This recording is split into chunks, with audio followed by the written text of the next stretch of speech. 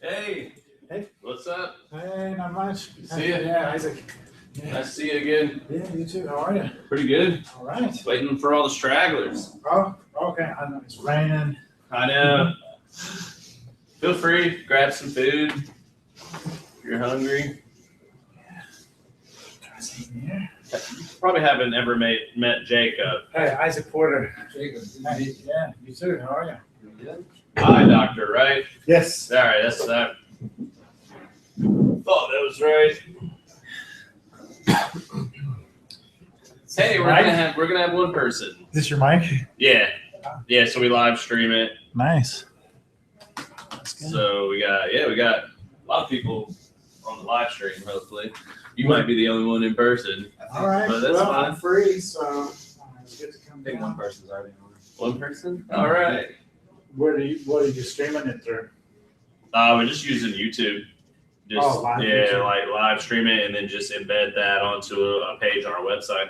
Oh, okay. Just shoot the link out and tell people to watch it online. Do you have to get a special permission from YouTube to live stream? Nope.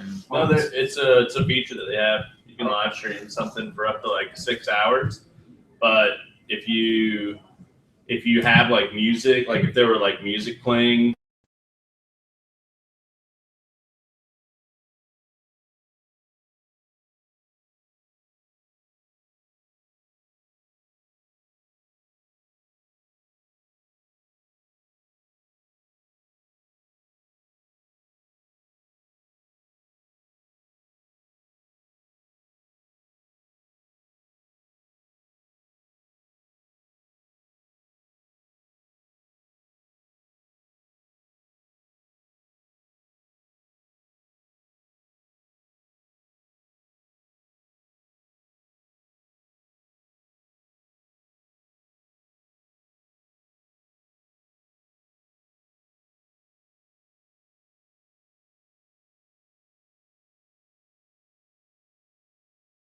For the RTP 180, Okay. or the variations that they Yeah. have of it.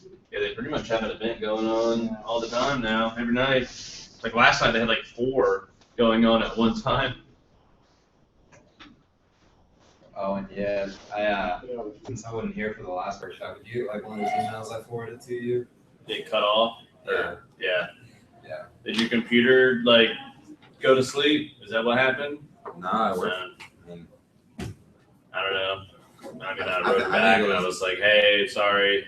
yeah, I wrote back to her too, and I said, basically, I think it was her internet connection. But Well, I told her I was like, they started streaming the game out here, and so I would have gotten a notice about that. no, but I'm saying they started streaming the game, and that might have clogged up the internet going out. Yeah. Like pushing it out because they started streaming all the NCAA games because it started. She said it started right when I started into like kind of like the sneaker story, and that's about like 12:45 when all the games started going. They had the games going out here, and our feed cut off last time. Oh, they only Yeah. have Well, so for much. one person, I think the other people saw it, so I don't know if like it clogged up. Who knows? And one guy had a question, but like I wasn't here to check my email. He did what? He had a question during like the Q&A. Oh, like I think I wrote him. Yeah. I answered his question. Yeah. Yeah, I guess like since we do have a decent amount on the live stream, just Yeah, I'll just periodically check your email, and if there is a question, you can just interrupt me. Or Are you streaming over Wi-Fi? yeah, just the generic like open one. So Yeah. when they started, I think that's what happened when they started doing the game. It kind of clogged up, but I wonder if they can give you the Just go straight, yeah. Or something. Yeah. well, there's a couple networks. There's one that's like open, and then there's a private one. And it'd be nice if we can get on the private one. But so how's the practice going? It's going good. Yeah. And, busy here lately. You're gonna like what I have to say because one of our clients, they're an eye doctor in Fuquay, and Okay. so I have a lot of examples of us helping them do email marketing and how it's worked for them. So That's good. yeah, it'll hit right at home for you. That's good. Yeah, basically we're using now like a drip campaign Mhm. with 6 different tracks for LASIK, Okay. like for leads, for people who schedule a consult, people who had a consult but they're not having surgery, they didn't schedule surgery, Mhm. and then a couple other ones. Nice. But it's What are you using to run that? eye contact. Okay. And then actually this group from Colorado that does a lot of LASIK marketing, and I think they have maybe plastic surgeons or something like that. But they basically, I bought 40 emails from them for all the tracks. So they had the it all. pre-built templates. They had it all lined out. Then they customized it for us and our things. But so I just got the package, and then How much did it cost to buy something like that? If you don't mind me asking. Yeah. I will tell you, but I don't remember right now. It was in hundreds or thousands. Yeah, it was in the. It was less than 1,000. Okay. It's not bad to like buy all of it. It's about a year ago that we actually. Yeah, we haven't even been running it. Well, it's probably about this time last year. How's it working? It's good. Yeah. We try to capture leads from the website, but then when people call in, we try to get their email address to get them into the leads funnel. Nice.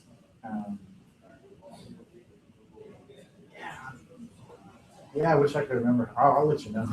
I mean, it's yeah. As long as I got a bulb, I'm just curious to like. I'm pretty sure Because that's a pretty good idea. Is like I don't think it was more than 1,000. to pre-build like some tracks and then say, hey, you can buy this like pre-built track. You know, it's a really good idea. Yeah. So then then I did a 2 or 3 page questionnaire. So they could know what was the features about us. Mm. What was the area, because they wanted things like the triangle and things where they could personalize for us. So once they did that, then they built it, and they wanted to run it. I think that may be different for them because I just told them we just want the code because they wanted to charge, $200 a month to run it, manage it, and run it through their system. How are you? Do you have to like export out of your whatever, like a scheduling platform, and then import it to eye contact, or do they sync? We just enter separately into eye Okay. contact. Yeah. But that costs us Yeah. $15 a month. Yeah. So it's good. It's good. Yeah, because I just told them I just want it. I don't want to keep paying you. Yeah. Yeah. So then it took us some time to load all the code in and set up the tracks and Figure it all out. Yeah, but then once we got it set. Yeah. How many? Is it just you, or do you have others? It's just me. My partner retired last year, but he was older, and that was the plan. So Nice. Yeah, just me. And we're closed on Fridays, so that's why it's a good time for me. Oh, nice. Yeah. I'd love to be closed on Fridays. But you probably work. Do you work a Saturday or Sunday, or no? Yeah, Monday through Thursday. How many people? One. Nice. It's only 11:55. Well, you have it up on YouTube still after. Yeah, that is true. It does save it, so it records it all. Are you going to have voice and then slides, or are you going to use you presenting? Yeah, so the camera catches like back here. It'll catch sort of everything. Yeah, instead of having to like overlay like slides and stuff, it just catches it all. That's good.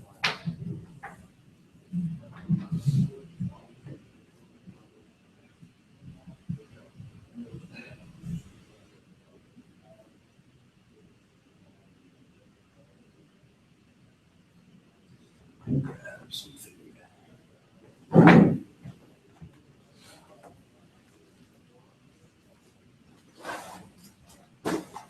I have a pen if you need a pen for the worksheet.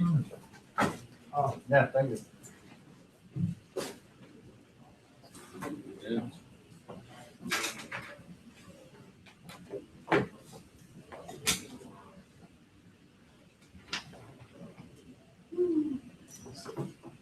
chair. Love it. Let's steal it. Take it upstairs. Yeah, apparently it's the same guy that's putting in all this new furniture and like those bikes too. Same guy. Yeah, because it makes you sit up straight. You can't Yeah. slouch, or else it like tilts forward. And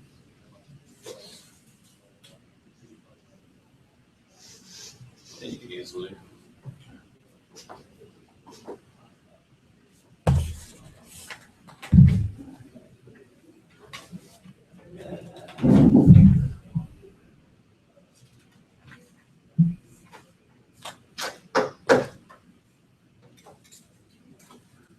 Yeah, so right now we're not doing anything like, we're not doing emailing other than that. Really. Just the drip campaign.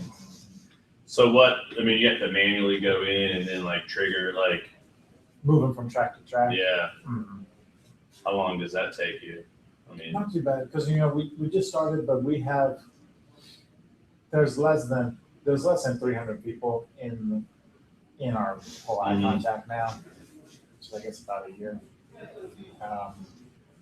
But then, yeah, when they go from step to step, then we got Yeah. one person on our team that just moves them. how often do the emails go out? Like if I enter in a certain track, like does it go out? The lead is like once a week for 3 or 4 weeks, and Okay. and then once every 2 weeks, and then goes to once a month. And that one will go out to about 2 years worth, because people may think about LASIK for up to 2 years before Yeah. they do it, and then after that, they drop off. Some of the ones, like if they call to schedule a consult, I think they get one, and then one every 3 days leading up to their visit, kind of tell them about their visit, what to expect. And then it's sort of the same thing, if they come in for a consult but don't schedule surgery, they get one, and then for a few weeks, they get once a week, trying to say like, we got financing. Yeah. Try to get them over their objections. Very interesting that they sold you like the track. Like that's actually I've never thought about like selling the track to somebody and be like, hey, here's the plan, $750. Like it's done for you. Yeah, I don't know if they've ever sold, I don't know if they ever gave it, or Did that. turned it over to anybody else before. How'd you find these guys? They were at like a LASIK conference, like the vendors. That's what I always ask people how they find like these like apps and ideas and people that And marketing groups and stuff. yeah, it's always they were at a show. Really? Yeah, it's always. I mean, sometimes people are like, oh, we Googled, like email marketing help for eye doctors, but generally it's we met them at a conference or a trade show. They had a booth. Might be the key. And I wasn't even checking out the vendors, but happened to sit down at the same table with them at lunch. Okay. And then some of the clients were there, this group from New York that does LASIK. And so they were talking, and got to talking with them. Yeah. And the clients were real happy. But basically what they do, they try and do like a $2,000 to $5,000 a month, like retainer to do like comprehensive marketing. And so then I just told them, just do a la carte to like take the things that Yeah. I have. That's what there's a company here. I think they're based out of here, True Parallels. Yeah. You heard of them? That's like a marketing group that focuses on eye doctors. Okay. And they were charging the people that we now work with, they were charging $3,000 a month Mm-hmm. and running their social forum for that. I was like, yeah, I mean, good for them. Yeah. But like this eye doctor, it's Johnson Optometric out in Fuquay in Garner, and they're family friends. And so he just kind of like asked me, he was like, what do you think about like what they're doing? And this is what we're paying them. And I was like, for them posting on Facebook and Twitter for you, $3,000 a month is pretty steep. Like just to post on Facebook and Twitter willy-nilly and not really have like a plan. And I was like, we can help you out and actually put some strategies behind some things, and Yeah. you know. Oh no, I follow them on Twitter. Yeah. Yeah. Come on. So we don't really touch their social. We actually don't touch any of their social media. We just actually Oh, okay. really do just marketing for them. Mhm. Yeah, I see them making videos and Yeah, Twitter. yeah, Pictures. their videos. Oh man, I always wonder what the value they get out of that.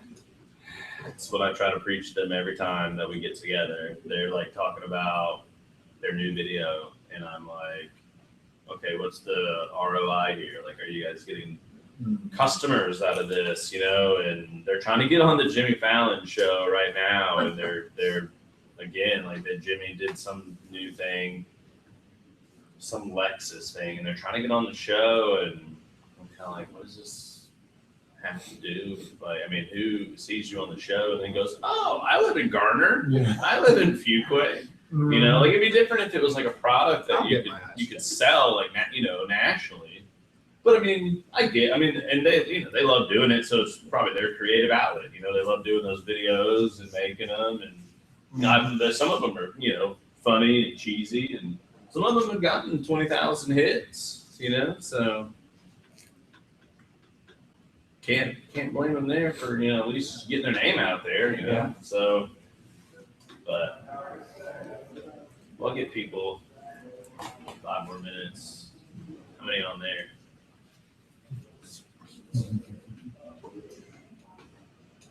Couple more minutes.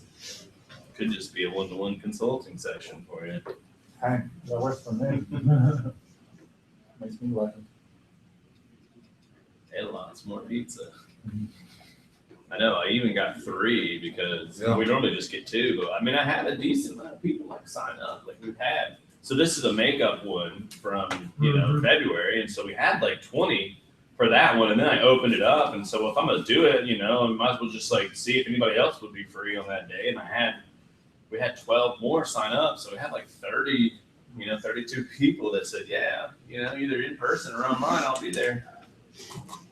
So, never know.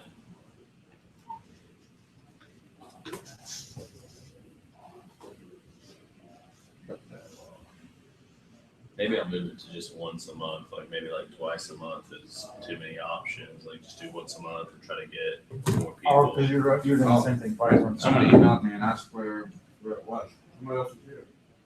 See, I came in this door. Oh, you came in the back entrance. But then when I walked over, then because it was raining, and but I saw the sign over there. I didn't prepare for people coming into the south entrance, so I have signs for the other. Mm-hmm. All right, well, if someone else is here, that's good. Maybe people just don't see, they didn't see the signs.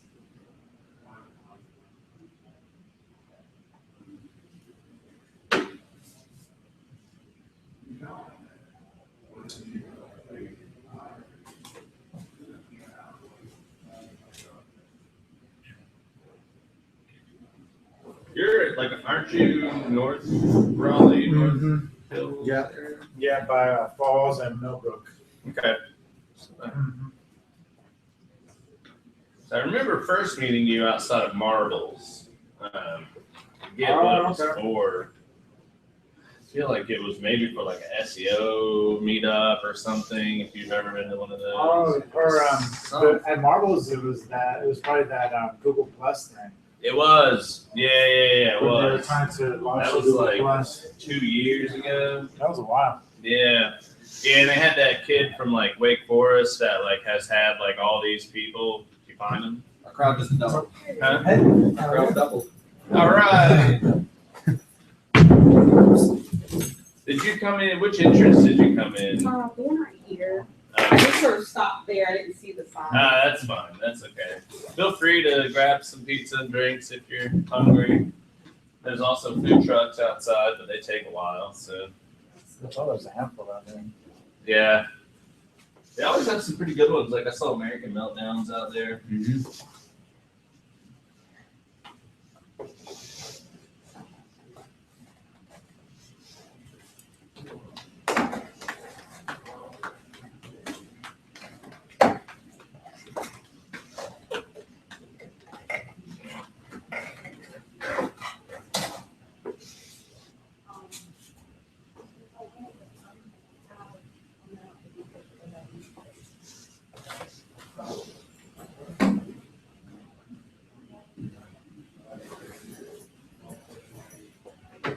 Do you work there as well? Yeah, we have an office up on the 3rd floor. Moved in a couple weeks ago.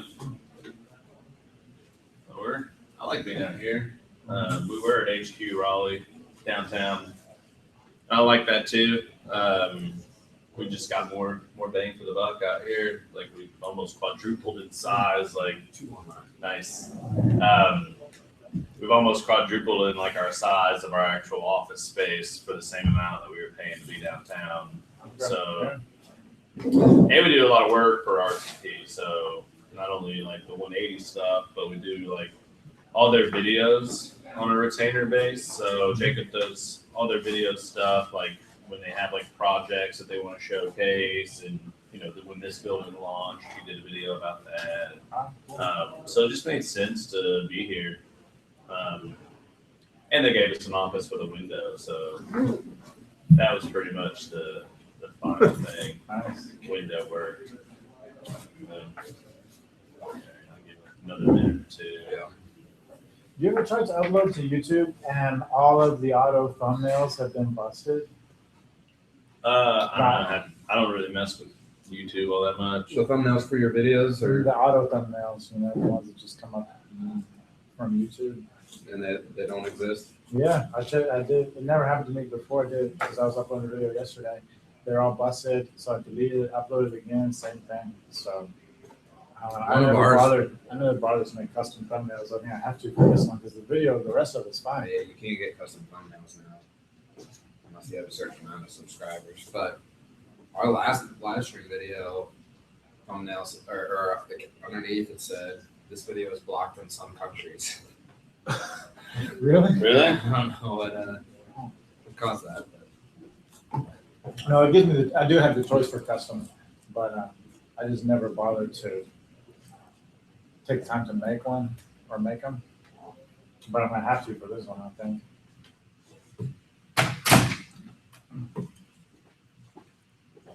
I think we lost one. Hmm? I think we lost one. Oh no. That's all right. All right. Well, we will get going out of respect to y'all's time. Thank you both for being here. Huge crowd today. I think the rain maybe held some people off. I wouldn't have even been here if I didn't have to.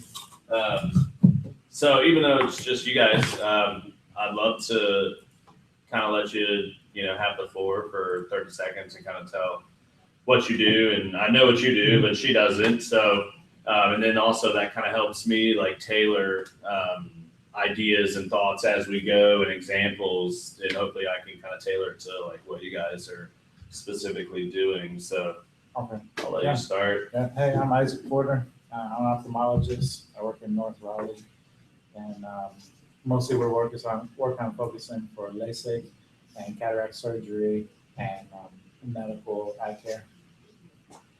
And we do a little bit of email marketing, but see if we can learn some more. And I'm Lakeisha Reed. I work at North Carolina Central University. I am the design and online marketing specialist.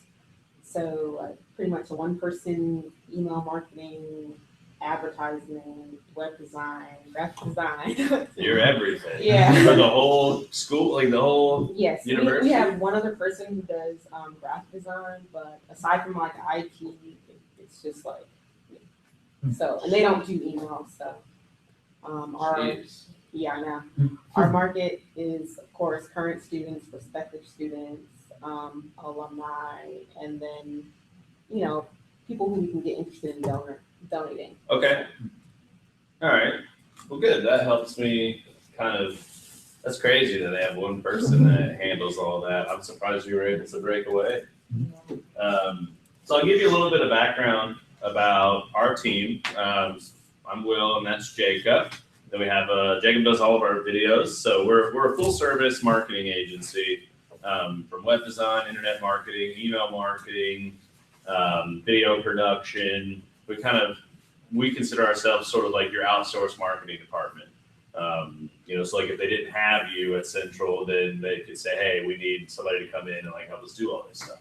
So we've got a lot of experience in doing like email marketing for different clients. And some of those I'll talk about today about sort of what we've learned and what we've seen. And yeah, I mean, I think that the biggest thing is they get overwhelmed with email marketing. Like, where do I even start? And then sometimes people think, well, if I hit people too many times, are they going to unsubscribe? And what's spam and what's not spam? I don't want to make anybody mad. And which we'll cover some of that stuff today. So, and you guys both have pins, so good. I always tell everybody my mom's a school teacher, and so I'm very fill in the blank worksheet type person is how I was raised. So it seems like a decent amount, but we'll cruise through it. It won't take us too long, and then we can, I can answer questions and chat about, like, if you guys have specific things that you're working on and you're just like not sure if it's working or not working or need advice, we definitely can talk through it. So we can start rolling through. So the title is, 10 common mistakes that people make. And the first one is list segmentation. And, email blasts are dead in terms of just hitting that send all button and emailing everybody out. So by segmenting your list, on average, folks see higher open rates and click-through percentages. And reason being is when you're segmenting and you're targeting a specific audience or a specific demographic, then you're delivering content to them that they want to open and want to read. So, for example, for the campus, you're probably going to put donors in a demographic for students because you don't want to send the same information to both. Oh, please. I feel like this is going to help me. Yeah, good. For my bosses. Good. So yeah, by segmenting, open rates are going to be higher, and then click-through percentage. So people actually clicking on something in your email. So a 14.4%, 14.5% increase in open rates, and 14.9, or you can round it up to 15% increase in clicks, which is pretty good. I mean, that's a pretty good increase just by segmenting your list. And it's going to vary on your business and list demographic. So like I said, donors, you don't want to put them in the same as students, or somebody that has had their LASIK eye surgery. You don't put them in the same group as somebody who hasn't. So if you're segmenting your list, here's kind of the pro tip on this area. If you are segmenting your list, you want to be sure and be careful about also if you're sending out that monthly newsletter and you've now segmented your list, then if they're in that segment and they're also in the giant list and getting that monthly newsletter, you want to make sure you're not hitting them too much, because you want to be cautious of, okay, I'm sending a segmented email out, but then I'm also going to send my monthly newsletter out to everyone. If you still do that, you're going to be hitting them twice. So you just want to make sure, kind of keep an eye on that. What's kind of the goal or what would be good for the open rates and the click rates, just in general? Yeah, so in general, I would be honest with you, MailChimp has really good information on this. So if you go to MailChimp's website, they actually have some by industry analysis. But I always tell people that 20 to 25% for open rates, and then really click-throughs, those are tough. So, if you have 10 to 15% of people clicking through things, that's pretty good. So basically, yeah, 20 to 25%, it varies per industry. And then again, it's also going to vary on your list size. If you have 10 people in your list and you're sending it to all the people that love you and know who you are and want to open your email, you're probably going to get 8 out of 10 people, which is an 80% open rate. So you kind of have to watch the numbers too, especially if you segment down into, well, we have 10 people this month that have actually gotten their LASIK done. That's probably going to yield a higher open rate than if you send it to 10,000 people. So the second one, common mistake, is information overload. People cram way too much information into an email. And, book long emails are out of style. So basically sending this huge, long, one mass email. And the nice thing is, if you start segmenting your list, you'll be able to shorten up the content because you don't have to send everything out to everybody and hit all, demographics. So this is kind of an email that I would not recommend sending out. I'd recommend getting a better chair. It's, where am I even supposed to focus? I'm sorry, it's a little pixelated on this screen, but you get the idea. It's just a lot of information in an email. So bulleted lists are a great way to, draw the reader's attention and to get them to focus on what they need to focus on. So here's kind of an idea of shorter email. It's right to the point. Register for our next workshop, a quick little, sentence or two, and then your call to action, register now button, type of thing. So it's very easy for the reader to understand, okay, this is what this email is about, and this is what I'm supposed to do. So, pro tip, if you do have a lot of content to share, place your content on your website, and then use the email to just highlight those just short pieces of content and drive people to the website or the blog that has the full length content on there instead of shoving all that content into that email.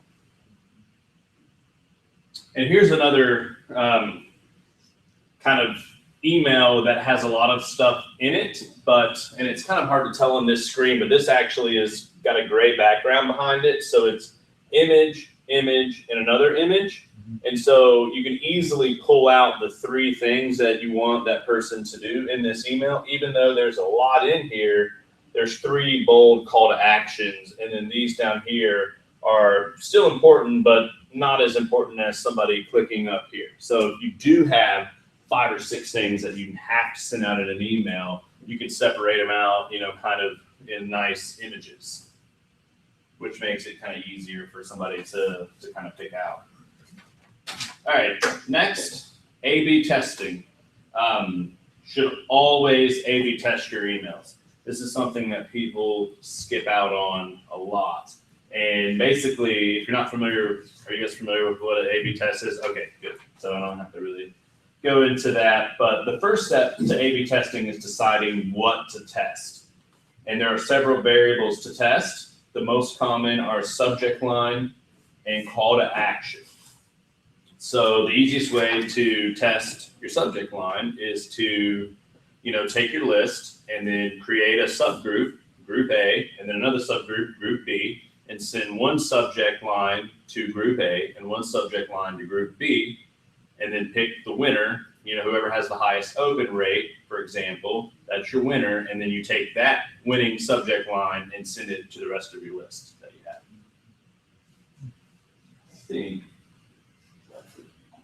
Yeah, so here's one good reason why you want to always A/B test. So I was telling you earlier, we run email marketing for an eye doctor. They have 17,000 people in their list, and it's people that have come through and had their eyes examined over hundreds of years, but really probably 10 years or so. So here's one that we thought would do really well. They were doing a Valentine's Day promotion, and they were giving away a $75 gift card. And so we wanted to do $75 gift card, and then the other subject was I love Valentine's, but EYE instead of I. So in fact, we thought the win $75 gift card was going to win in terms of the testing, but the other subject actually outperformed. So, and that was, if we would have never tested it, we would have never have known. So to give you an idea, 673 people opened this one out of 2468. So a 28% open rate, still pretty good. And then here, we also looked at the clicks. So that's another thing that you want to look at, not only subject line, but then, how did it actually perform?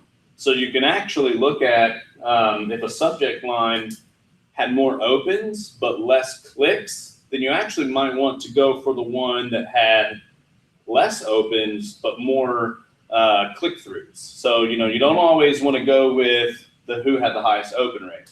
So we do pay attention to the clicks, and to be honest with you, I'm only concerned about this one right here because it's appointment requests. So this is how they make money when people sign up and, book appointments. These are going to their YouTube video. This was going to the contest that they were running. So 72 people clicked on that, and then 2 people clicked on the appointment request. And then here is the next video, or the next email, excuse me. I love Valentine's Day. had a 30% open rate. So just in that 2% difference was about 100 people.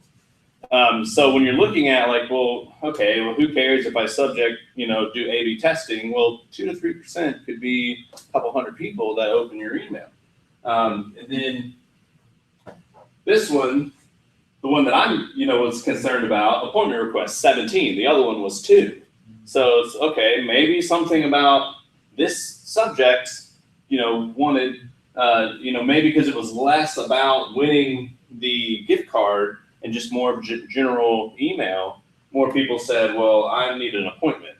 But still, this did very well. This is the YouTube video, and then the actual contest had 43. So a ton of stuff that you can look at and just kind of, see which one did better. And then here are the two side by side. And you can see actually that the unsubscribes for what would be, I considered more like salesy and promo and kind of gimmicky, more unsubscribes than a general I love Valentine's email. And they both had the same content, by the way. So they were both identical emails, just 2 different subject lines. And then this is the giant email that we sent out. And so it had a lower open rate, but 3,800 people. But then you got to think about, we're sending it to 15,000 people. So, your percentage is going to be tougher to get up into like the 25 and 30s. And then you can see appointment request 27, which is what I'm concerned about. And then 440 people watch they do funny YouTube videos. And so they love drawing attention to those. And so they were pumped that 440 people clicked on the YouTube video, but I'm more pumped that 27 people clicked to book an appointment. Yeah, because that's how they make money. Let's see, make sure that the pro tip was about the open rate. So don't always, fall for the highest open rate. You want to make sure that you're also looking at clicks inside of the email. Okay, so the next mistake people make, they ignore the numbers. So do not ignore the numbers, so the analytics. So if you're not paying attention to your numbers, you might not know that you have a serious problem. So if your email open rate isn't above 20%, you're doing something wrong. So there is something, either you're not sending it to the right people, or you're not sending the right content, or for whatever reason, something is not hitting, because 20% is kind of the average ballpark that you want to look for. So time and time again, people ignore the numbers and they just don't take the time to look at them, so they don't know if they're having a problem. So if you're going to take the time and send out an email and put the effort into it, but you're not sending the right stuff to the right people, then it's kind of pointless. So pro tip is implementing these tips you're learning today will help you increase your numbers, your open rate. Okay, so the next thing that people commonly have a mistake is they don't really put clear calls to action. So what am I supposed to do with this email? Why are you sending me this email? So an email should have a clear call to action so that the reader knows exactly what you want them to do. So shop now, learn more, sign up are all great calls to actions. And honestly, treat your subscribers like they're third graders, because the clearer you can make something and the easier that you can basically point like an arrow that says click here, the better off you're going to be. And if you don't make it very clear, you're going to have a third grader that's looking at an SAT test going, what am I supposed to do here? I'm lost. So you really need to make sure, and I know it sounds elementary, but just treat them like they don't know anything, and so just keep it simple. So pro tip is limit your call to action to really 1 or 2 main calls to action. If you can help it, by all means. Earlier I showed you an example of one that had 3 different blocks. Yes, there are going to be some emails that you have to send out that have 3 or 4 things in them. But having 15 sign up buttons and tons of things for somebody to do, they're going to go, okay, well, I still don't know what I'm supposed to do. So having really 1 to 2 clear calls to action. So for example, like the one that I showed you earlier, register for our next workshop, and then boom, there's the button to register now. That is exactly what we want that person to click on. Instead of, the long email where maybe your call to action is down here in this 10 tips, like where it says, sign up here or read more, and then they don't ever make it down there and they get overwhelmed. All right. The next one, ignoring people on the go. So basically not making your emails mobile friendly. So 64% of decision makers read their emails via mobile devices. And you guys can probably attest to that, being on the go and probably checking your phone after you leave here. Okay, what did I miss? Did somebody need me? So that's when, a lot of people are gonna check their email on their mobile devices. So 53% of total email opens occurred on a mobile phone in the third quarter of 2014, and that was an increase from 48%. So mobiles and tablets are only going on the rise as people, tend to be more on the go and checking more from, my phone's my alarm clock. I roll over in the morning, turn it off, and I check my email. And that's when normally most of the promotional emails are coming in, and so I'll check them on my phone there. So kind of ignoring this shift is going to hurt your open rates, because people, if they can't really, when they do open it, if they can't really make heads or tails out of the email because it's not built for a mobile device, then they're just going to close it and keep moving. So you want to make sure that your emails are built for mobile devices. And most of the good service providers like MailChimp, Constant Contact, and those guys have mobile ready emails that you can select. And then next step, or the next common mistake, is don't always be closing. I know in sales, they tell you to always be closing. But you have to provide value. So email should include valuable information. You don't always want to be sending something that says, buy now, sign up, buy now, we have a sale, we have a sale, we have a sale. You want to provide value, bless you. So, for a campus, it's okay, how can you get involved? Or here's some ways that you can tidy up your dorm room. Just of information, that's valuable. And here's here's the pep rally coming up, and here's how to, here's 10 ways to support your team by making a cool sign. Coming up with all this on the fly, but just something that provides value. Or did you know that, eye disease and different things can cause this and that and the other, instead of just, hey, we do LASIK, come correct your eyes kind of thing. And I think people get lost in that they always have to sell something all the time, when they do marketing. And marketing is, to me, more about providing valuable information and establishing that you are the expert in your field. That's why we do stuff like this. It's our chance to show and help and kind of get back and say, hey, here's some tools that we know how to do, but here we'd love to share with you guys, and you can run it and use them. So yeah, always providing valuable information. And then the next one is let's get personal. So personalizing emails. So personalized emails, they see a 14% increase in clicks and a 10% increase in conversions over non-personalized emails.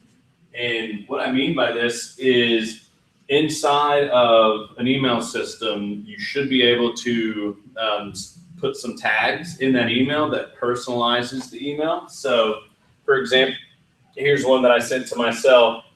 So, hey, Will, is the Hardison Group missing out?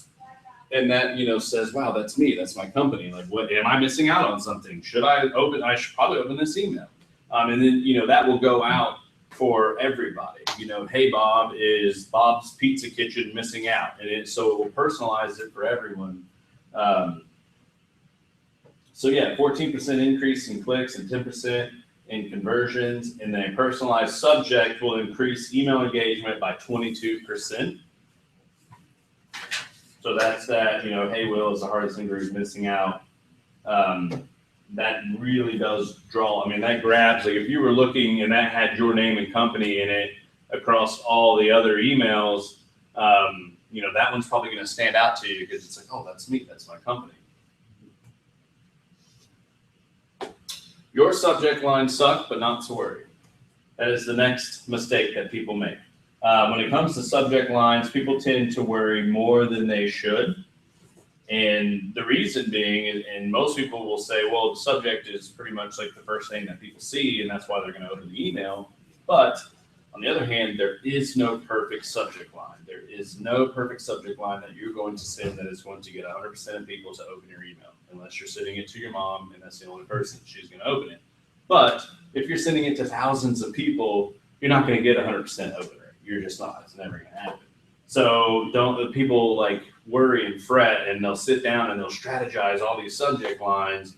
And it's in the end, it's kind of like you just got to think of one and test it and see which one's going to do the best out of those, instead of worrying so much. But there are a few guidelines, so don't be so wordy. It's the first one: subject lines with 3 or more words see a decrease in engagement by 60%.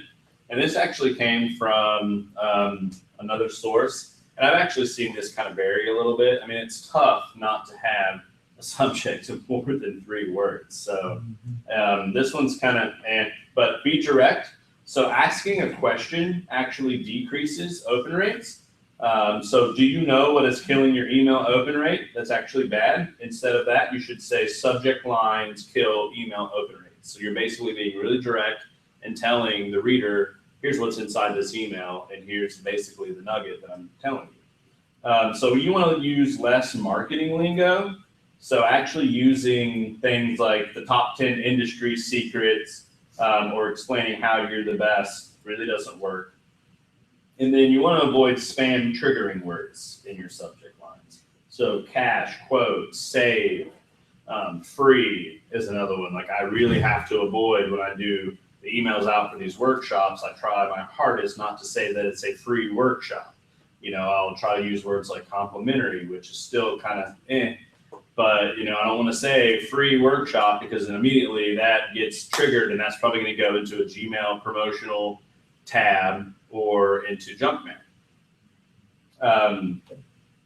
So when it comes to subject lines, my advice is just to be as simple as possible and direct as possible. All right, almost through. Oh, another good point. If you make your subject too long, then it's going to get cut off in the subject kind of preview. And so you don't want to do, subject lines that are too long and wordy get cut off. You can't put it all in, and then TH, and that says you can't put it all in the subject line. So something might get cut off if it's too long. And I've seen people do this all the time. It's like they'll put a quote by somebody in their subject line. And it's like, like Martin Luther King Jr. or somebody like inspirational. And they'll put a giant quote and it gets cut off. And I'm just like, they're never going to see that because that doesn't really show up anywhere else, So I believe the last one, the last mistake people make, so they're breaking the law. So no, you won't go to any like sort of jail or anything. They're not going to come arrest you if you do any of this stuff, but you can quickly irritate your list and lose sales if you don't follow what is known as the Canned Spam Act or rules. So those are: users must opt in to your email list. And that, like, there's some gray area there, like, for the doctors, like the eye doctors that we help with, they have 17,000 people on their list. Not all of those people have verbally said, yes, please add me to some sort of email list, but they've all like done business there. They've gone and checked their eyes there. So there is kind of that gray area there where they never said, yes, please add me to some sort of list. So, but something of like a purchase list, completely illegal. Like if you were going to go to somebody, or like there are people that will sell you a list, like a list broker or something like that. And they'll say, hey, I've got 30,000 names that live in the Triangle area, and I'll sell them to you. We sell the list for $1,000. That's illegal. And even if they say, well, they opted in to our list, but they didn't opt in to your list. So, and that's where people will get others all the time. They'll say, yeah, but all these were gathered at a trade show and they all opted in. Well, yeah, they might have opted into your list, but if you sell it to somebody else, they didn't opt into that list. And that one, honestly, buying a purchase list, even though it's a quick way to like have thousands of people, it is the quickest way to make people mad. I mean, I've seen some, you would have thought they murdered their family, for lack of a better, analogy. But I mean, I've seen some people just cuss out people and just, get so mad. How'd you get this email and this and that and the other? And it's like, it's not even worth it. It's not worth, that. So a clear way to unsubscribe must be in every email. And that's going to be pretty standard in all of your like MailChimps and Constant Contacts and iContacts, and all the bigger guys are going to have that as part of an automatic thing inside of the system. And then I think I skipped ahead. It's illegal to purchase email lists, period, no ifs, ands, or buts. And then a business address. Most people don't know this. A business address must be present and visible in the email, which is one that a lot of people don't do. But again, it's not like someone's going to come haul you away, but it's just something to abide by. And again, although there's no jailbreaking, or there's no jail time, breaking these rules can easily get you blacklisted and blocked for email service providers.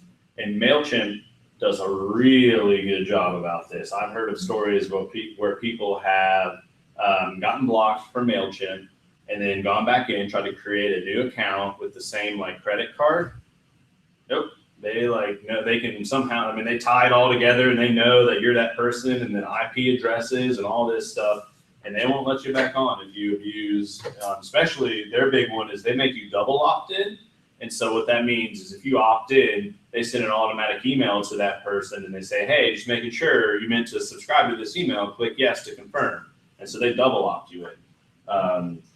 So the biggest thing there is, a lot of people say, well, I want 10,000 people on my email list so I can blast everybody out. But to me, my tip there is I'd rather have 100 people that actually care to hear from you than 10,000 people who don't have, don't care two hoots about who you are. And they're not qualified people either. I mean, if somebody says, hey, I've got 10,000 people in the triangle, none of those people might be interested in either one, like what you guys are offering. So just kind of the final thing here is, all these tips, they're pretty common mistakes that people make, but really, the biggest thing is if you, segment your list, you're going to be able to deliver the right content to the right people. So your emails are going to be shorter. If you personalize your subjects and kind of make them unique, then your open rates are going to go up. And of course, if you abide by all these rules, you'll never go to any type of imaginary jail anywhere for breaking any of these rules, and you won't make anybody mad. So that's kind of the planned content that I had. So if you guys have questions, I'd be happy to answer them. If you have struggles of your own or anything. I feel like I missed a question. Yeah, which one? What percentage of decision makers leave their email via mobile devices? The 64% of decision makers read their email on mobile devices. I know this is why I do the handout, because it's a ton of information, at once, and so you can easily go back. And if you want the key, I can send you the key as well, and the PowerPoint. I can email those out to you, so you can have everything. But really, yeah, I mean, it's just kind of paying attention to the basic stuff of taking the time and A/B test something and looking at the analytics and going, okay, this one did really well, this one didn't do very well, and just. And for me, like I do this stuff all the time, so it's common knowledge, but somebody that, you guys have other things to do. I mean, you've got a practice to run, and you've got 15,000 other things on your plate that you got to get to. And, if you're the only one, and, that's where like some of this stuff can be last on the totem pole, and you just want to get it out just to get that email out so you can stay in front of people, which I totally get. I mean, that's where a lot of people fall into play. They just want to get something out. But, really taking the extra, extra day, really, like, for example, for the eye doctors that we work with, we have to send the email a day before that we do the testing email the day before, and then we figure out which one won, and we have to send the big one the next day. So it takes a little bit more time, and you have to check it and look at it, but, it's worth it. If you've got a list of 17,000 people, and you want to make sure, like a 2 to 3% increase could be 400 or 500 people checking your email. That's worth it to me to take that extra, hour to make sure you're sending the right one.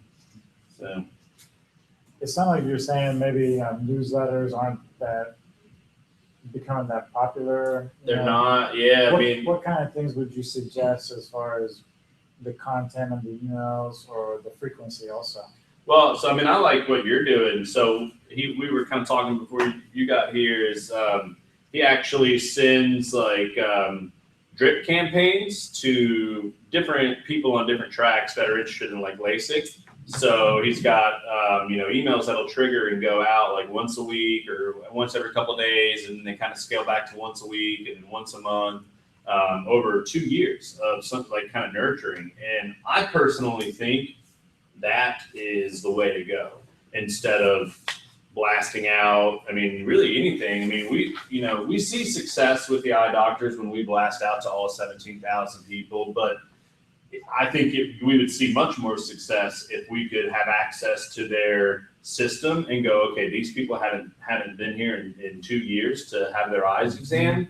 Let's send them, XYZ, or I mean, something to get them back in the door. And that's really, we actually did 2 case studies for 2 yoga studios locally, and yoga has a really high or low retention rate. So if you go take a yoga class for the first time somewhere, 1, there's a ton of competition. There's a yoga studio in every corner. And 2, if you've ever done yoga, it's not the easiest thing in the world. So if you're going for the first time, it's really different and weird, especially if it's hot yoga. It's something that like you're just kind of like, I don't know if I'm going to do that again. So they have a really low retention rate. So there's a ton of people that come for the first time, never show back up. So we actually worked with 2 studios, and we put kind of a plan together of okay, when someone comes for the first time, let's send 3 emails to them over the next 10 days to try to get them to come back. So here's so like a drop-in yoga class is $15. And so what we did is the lady was running an entry week for $20 and then an unlimited entry month for $39. So my message to the people that were coming in was, hey, you already spent $15 on one class. Why don't you come back next week unlimited for $20, or come back all month for $39? And she was already offering those things. And so I said, look, why don't we just like hit these people, 2 or 3 times? And then we were able to also run a report and see who hadn't been back in 60, 90, and 120 days. And we sent that email, hey, come back on us, $20 for all week, $39 for the month. Both studios did about $1,700 in sales in 4 weeks off of those, what I would call win-back campaigns, trying to get people to come back into the door. $1,700. And she, like, the one lady was just floored. She was like, how in the world? And I said, it's just sending the right stuff to the right people. And I think that's the biggest thing. Instead of like sending out the newsletter, unless you have some huge, really big announcement, like you're expanding to another location, or you've opened up like a new marketing program, or a new major is what I'm trying to think of. Like if there's a new huge announcement, that's when you can push out the big thing. But I really think just like putting people in these like tracks like you have and sending out, even for donors for university, and for that, I've always told people to, if there's like donations and money involved, you got to separate those people by how much they're giving. And that way, like the person that's like cutting the $10,000 check needs to get a different message than the person that's cutting the $100 check. $100 check, they're probably, I'm saving up and I really want to give back, but here's $100, that's all I can do right now. Somebody that's writing a $10,000 check, they need to be getting some sort of different message and, visuals and the whole 9 yards, to really push them like, hey, you've given $10,000. We'd love to invite you to this nice banquet that we're doing or something like that. Or, we'd love to, if you gave $10,000, here's what else you can do for our university. And, so that's a long way to answer your question, but that's. No, that's good. 'Cause that's what I need to know. Yeah. But yeah, getting people back in would be huge. We have to pull it out, pull that. And that's where like a good point of sale system, can easily go in and go, okay, run a report for who hasn't been in 90 days. And then you look at too, like your average first time between your first time and your second time. So like for a clothing store, this is a really good one. So if somebody comes in and buys something, what's the turnaround time before they come back? Is it an average of like 45 days? Okay, well, if it is, let's start hitting them on like the 35th day, and then 38, and then 40, and 42 to get them to come back, because we know on average it takes about 45 days for somebody to come back and buy something. So knowing all that stuff, helps. We're switching to a new system next month, and it's gonna have a lot more capability Yeah. as far as that type of stuff, I think. Tracking and reporting. So what do you guys use for your emails? We actually built our own system. Yeah, it's called Fanbase, and we built our own email marketing system out of this very need. I mean, our drip campaigns are super easy to use, in my opinion, and our emails are pretty easy to build, and it's just a very simple, basic system.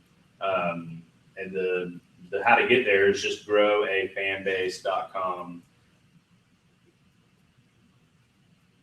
But I mean, MailChimp is good. Constant Contact, I've not used it in a while. iContact's pretty good. Yeah, I mean, you can't really. They all have different features, and the biggest thing I tell people about ours is you can call us and you're going to talk to either me or Jacob, and we can easily log in and help you out. Versus calling, I think when iContact sold, I think a lot of people complained that their service kind of went down a little bit, and it's tough to get a hold of somebody. But who are you guys using now? iContact. iContact. Yeah. But we don't even have a paid version, so you can't even call them. Yeah. Oh, because you're a nonprofit, so they. Well, we sort of got grandfathered into Mhm. an account before they switched to having to pay for a certain user base. So Yep. we get 10,000, and we have 2 accounts, so we just use the 2 of them to send our emails. Okay. The reason I went with them, I was looking at Constant Contact and some other stuff. I needed to load in custom code, Mhm. and iContact let me do that. Yeah. That's what we allow people to like click view source, and you can like load the templates that you got in. Mhm. Yep. Did you get any questions from online? No. We had 3 people. How many? 2. All right. We're huge. Any other questions? You guys know it all? You ready to go out there and rock it? How do you, the ones that you're making, do you make them through your fan base interface? Yeah, I mean, honestly, like my emails, I keep them super simple. You guys probably saw the ones that I sent out on these workshops. Like that's The big how, button. yeah, Yeah. that's how like intricate mine ever get. Like I don't send out tons of stuff in an email. So, yep. So we send theirs out bi-weekly, Mhm. and it's like maybe 5 stories, and then there's like an event list, and then there's Give Now, and there's just a whole bunch of like buttons and other things that you can do. And we also do a video every week. Actually, we do them weekly. We don't do it bi-weekly anymore. But You send an email out every week. with tons of content, and How do you have? I mean, I guess university you have a lot of content to push out. yeah, I mean, we write a lot of stuff. Even if there isn't anything, we sort of find stuff to push out to people Yeah. because, I don't know. I guess the problem I'm having is with our lists, because we send to everyone, faculty, staff, students, donors, alumni, and it's the same email. And so, say if our content that week just happens to be more geared towards donors, we don't get the same open rate when it's like a student focused thing and all the Mhm. students care about it. And Do you have a separate list for students at all? we have separate lists, but we send them the same email. So Yeah. I mean, that's like the biggest problem, I guess. And what'll happen when you do that, and if you're sending that regularly, when it is time to send like a super important email, people are going to overlook it because they're just used to getting that weekly email every week. And then when it's finally like that time to say, hey, we really need you to open this one, they've ignored the past 15 of them, and they don't think anything of this one, and they'll delete it. Yeah, I just got an email a couple days ago. I went to Virginia Tech, and they sent like an email.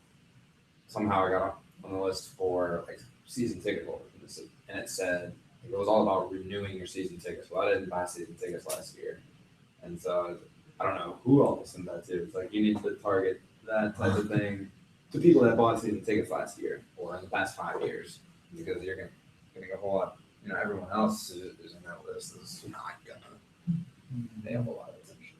So how like important is it to say if you have a list to not like re-upload it or tamper with it when you like put people in? So like we'll upload say students or faculty and staff, and we might like add more people to it or take people down, or you know they block us or whatever it is, but then we delete that list and upload it again later. So people who may have unsubscribed get put right back in there.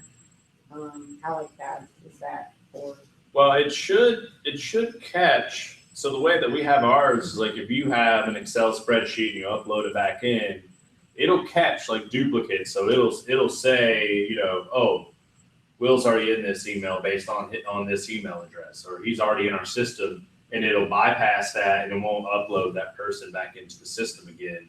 And it should recognize that.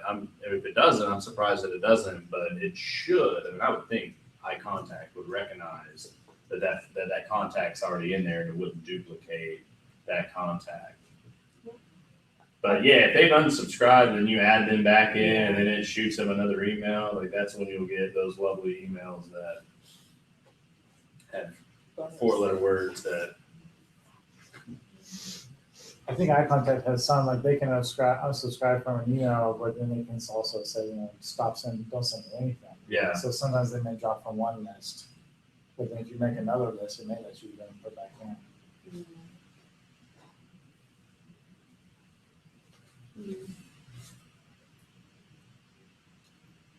what about like image heavy emails? Image, that's all. I mean, honestly, like that's what I like to send. I mean, I like to send like, you know, the one that I showed you in the very beginning, like the one that has like the 3 images. Because I really think that like something like this, and it works a lot better if you can actually like see the gray. But like I said, this is a gray behind it. I personally think this, you know, mine. If I didn't have this on it, this email, I think would just be like super easy to like pull out and read, and you know your 3 like blocks of information, and it's just easier to break up, in my opinion, because you know people are, I think, are visual people, and if they open an email that you know looks like that, then they're like, oh man, I gotta read all that, you know, and they only like click on the banner that they want to like learn more about, and then they can choose to read more. What about when they don't load the images, like, and all they see is like a blank, pretty much blank page with a little boxes? Yeah. Well, and that is something that you run into. So there is, you know, that button that you have to like, you know, download images and stuff like that. So yeah, I mean, but then there's also systems that allow you to send like, you know, plain text email too. So they can click on that and then read the plain text email. But you do want to be careful if you do send image only email. So let's say that this wasn't up here and I just was sending these 3 images, then you want to put some text in there somewhere, even if it's like white and invisible, because that's what will grab up in the subject, like the little preview snippet. So like when you're in your inbox, let's see here, where is it? Yep. So all this like preview text is, you know, the first text that it can find and show. So if it's just like 3 images, it doesn't know it won't show anything. So you want to put some like invisible text underneath it, in white basically, or whatever color your background is, and then it will pull that text and show that. I was wondering how people did that. So I'm like, Yep, it's just hidden text somewhere. Yeah.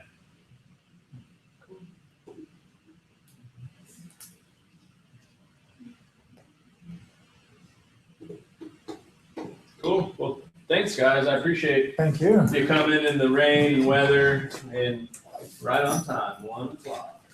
Perfect. And that's my card that I put out. So if you have any questions, if you think of anything, or want to get together and talk about this more, I'd be happy to try to help and give advice and look at like what you guys are doing. And anytime. Okay, thanks, appreciate it. Yeah, thanks for the session. Yeah, thanks for coming.